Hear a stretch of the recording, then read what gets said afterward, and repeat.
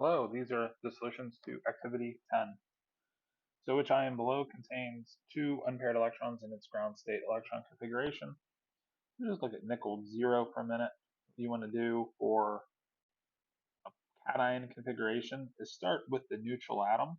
So nickel would be an argon 4s2, 3d8.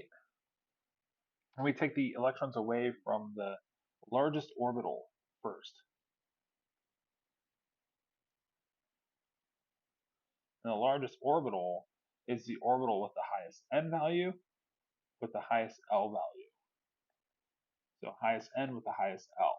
So highest n is 4. So we take those 4s2 away, so we get a 3d8 for nickel 2 plus, and 3d8, 1, 2, 3, 4, 5, 1, 2, 3, 4, 5, 6, 7, 8, 2 unpaired electrons. Lead 2 plus, so lead 0 is a xenon, 6s2, it's all the way across the F block, it's all the way across the D block, and it's back to the 6p2. So you lose the electrons first from the highest n, which is 6, with the highest L, which is 1 for this case. So we lose the 6p2 first. Now these were the 4 valence electrons of lead 0, so we lose the 6p2 first. So that would be 0 unpaired electrons. And then zinc is an argon 4s2, 3d10. Remember, it only has these 2 valence electrons. These aren't even valent, so we lose those valence electrons first. And that would have 0 unpaired electrons as well. So only nickel 2 plus has 2 unpaired electrons. Question 2, which ion below is smallest in size? So chloride or scandium, both of these have 18 electrons. They both have the argon configuration. Scandium has 18 plus 3, 21 protons. Chlorine only has 17. So the smaller ion here is scandium. We can roll out B and E. And then Li versus F. Li bigger than F, size decreases left to right, so fluorine is smaller. Fluorine is smaller. And then O2 minus versus O, add electrons to an atom. You make the anion bigger. O2 minus bigger than O minus, so O2 minus would be bigger than O minus, which would be bigger than O, so O is the smaller ion, smaller compared to oxide. So just O. Looks like answer A. Question 3. Melting points of ionic compounds are often found to be proportional to their lattice energies. Which compound below would be predicted to have the greatest melting point? The greatest melting point is a compound with the highest lattice energy. Highest lattice energy is going to be the compound with the greatest magnitudes of charge or the smallest ions. So plus 2 minus 2, plus 2 minus 2, plus 1 minus 1, plus 1 minus 1, plus 2 minus 1.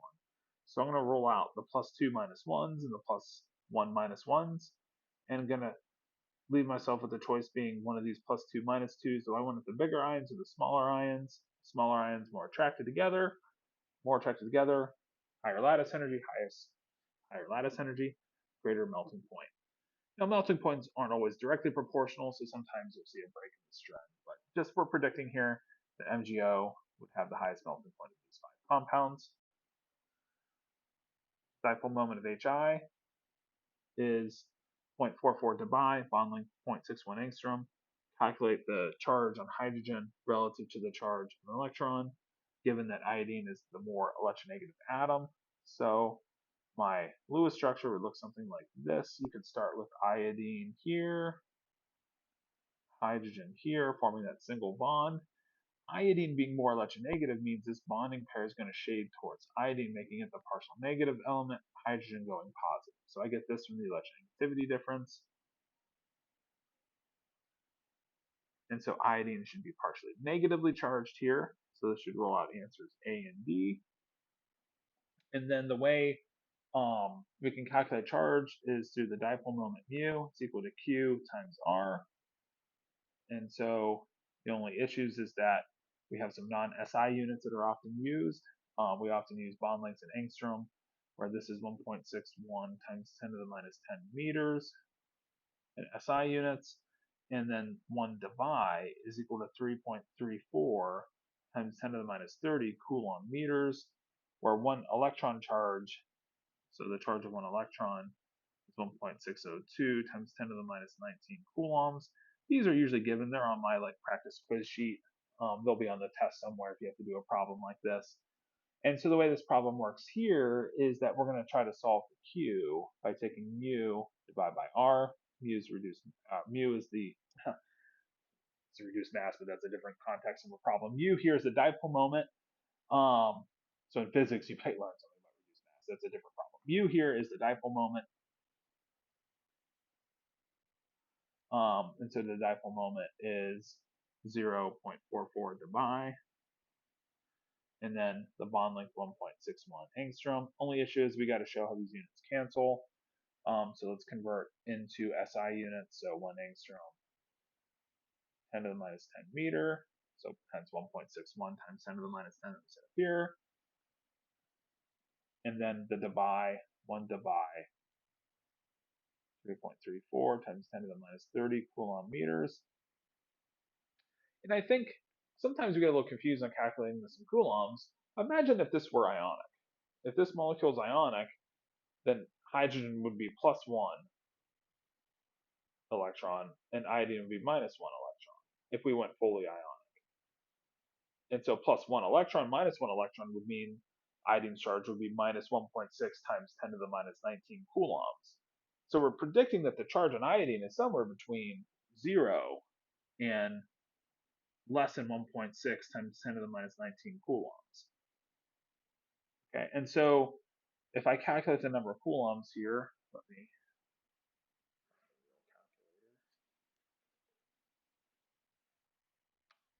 we go 0.44 times 3.34 e minus 30 divided by 1.61 e minus 10. That is 9.13 times 10 to the minus 21 coulombs. So a fair bit lower than the charge of an electron. That's the only last conversion that we need to do. Is we just need to say the charge of 1 electron is 1.602 times 10 to the minus 19 coulombs per electron. Just using the charge of 1 electron. And so we divide this by 1.602 e to the minus 19, and it's 0.057, meaning the charge on hydrogen and iodine are 0.057, where one's plus, one's minus. Hydrogen would be the plus, iodine is going to be the minus. So answer C. So this problem here is just showing you that for a diatomic molecule, you can calculate or use a dipole moment and the bond length to get a sense of what the charges are that are being separated by the bond length in the atom or in the molecule. And then you can get a sense here that when you say something is polar covalent, that you have some partial charges developing on these atoms as opposed to them being zero if these bonds were equally shared. Like if you take a bond between, two chlorine atoms, you have Cl, the charges on these atoms here are exactly equal to zero. But you put like HCl, then all of a sudden we get some charge being distributed. We get hydrogen being positive, chlorine being negative. This is an addendum I've added for this problem here. This problem is actually asking for the charge on hydrogen. So the previous solution just had mistakenly shown the answer as C. The answer here is actually going to be D for H plus, or for the H and HI.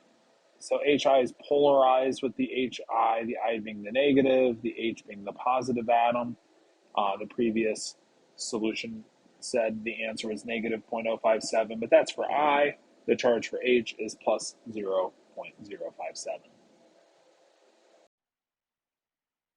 Which ion contains 24 total valence electrons. So when we go to sketch a Lewis structure, one of the things we usually do is we first add up the number of valence electrons. So how do we do this count? Well, nitrogen has 5 valence electrons, oxygen has 6. We just look at the periodic table, And then if we have a minus charge, we have to add an electron for the charge. And so this is 24 for nitrate ion. And then ClO3 positive charge, so chlorine has 7, oxygen has 6 times 3, and then we have to remove an electron for the positive charge. And so this is 24, 18 plus 7 is 25 minus 1, so that goes to 24 as well. So both of them have 24 valence electrons. Choose the more polar bond, and so electronegativity is increasing towards F. So Cl, Br, I are dropping electronegativity. This fluorine is the most electronegative. So electronegativity is increasing left to right, and then decreases top to bottom. So fluorine is the most electronegative. And so if you go C, N, O, so the electronegativity difference between C and F is big. The electronegativity difference between F and Cl is pretty small. And so F and so the kind of most electronegative elements are NOF, and then S and Cl. They're actually in the same. So S and Cl are right next to each other. So these 5 elements are the 5 most electronegative elements. And so carbon's not a very electronegative element, so its difference with an electronegative element is going to be bigger. So we get a bigger difference of electronegativity, so a more polar bond for CF. ICl versus IBr. So the key is smaller difference of electronegativity, bigger difference of electronegativity, because we get a bigger difference in those electronegativities. So a bigger difference of electronegativity, ICl more polar than IBr. Then NH versus OH, hydrogen's electronegativity is particularly low. So if you pair hydrogen up with something more electronegative, so the higher the electronegativity you pair something H up with, the more polar the bond's going to be. So you get a greater difference of electronegativity. So it should be CF, ICl, and OH. CF, ICl, hydroxyl. Oh, there we go. 10, how many electrons are found in the central atom of PF3? So phosphorus, like nitrogen, kind of has this dot structure. Fluorine has this dot structure. So we're going to have PF3.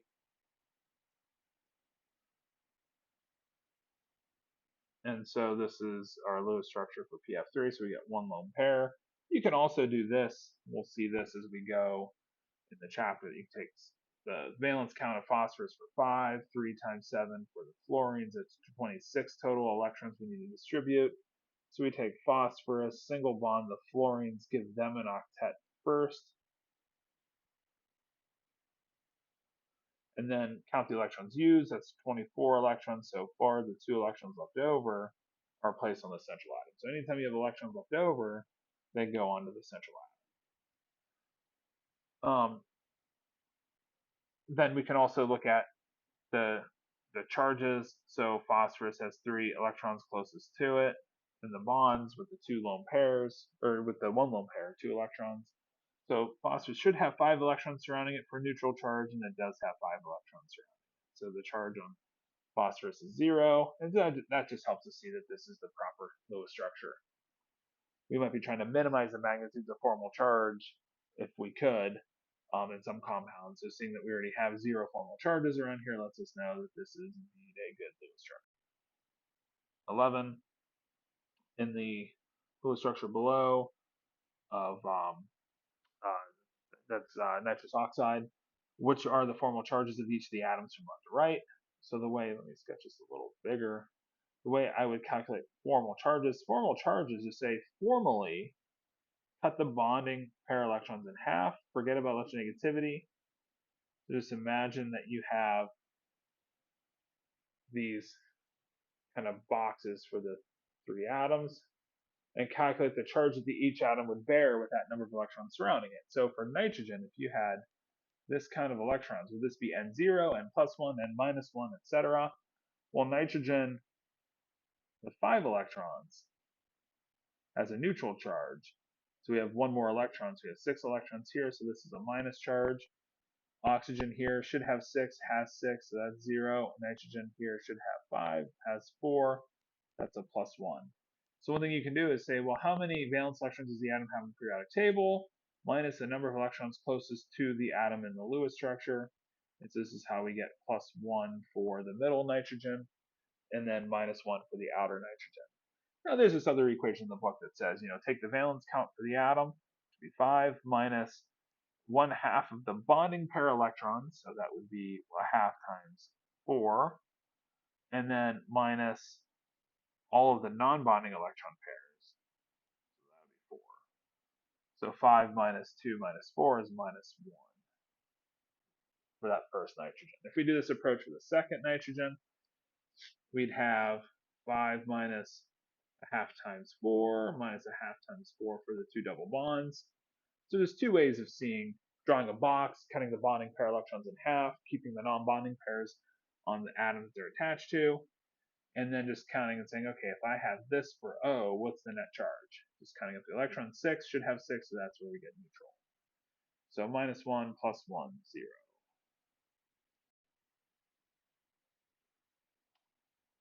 Which is valid for ClF3. So ClF3, I think this is probably easiest done with, the approach of 7 for chlorine, 7 times 3 for 28 valence electrons. So I take chlorine, single bond my fluorines to it. Like I don't automatically give chlorine an octet. I just start with the fluorines, give them an octet. That's 24 electrons total. There's 4 electrons left over. They go on to the chlorine. So I should be choosing a chlorine with 2 lone pairs. We're not connecting in chain the fluorines. I don't have the right number of lone pairs. Wrong number of lone pairs here. You can also count A and B and see 28 electrons are not distributed. We could also calculate formal charges. We get 0 all the way around. We have 7 minus 7 for fluorine, and then 1, 2, 3.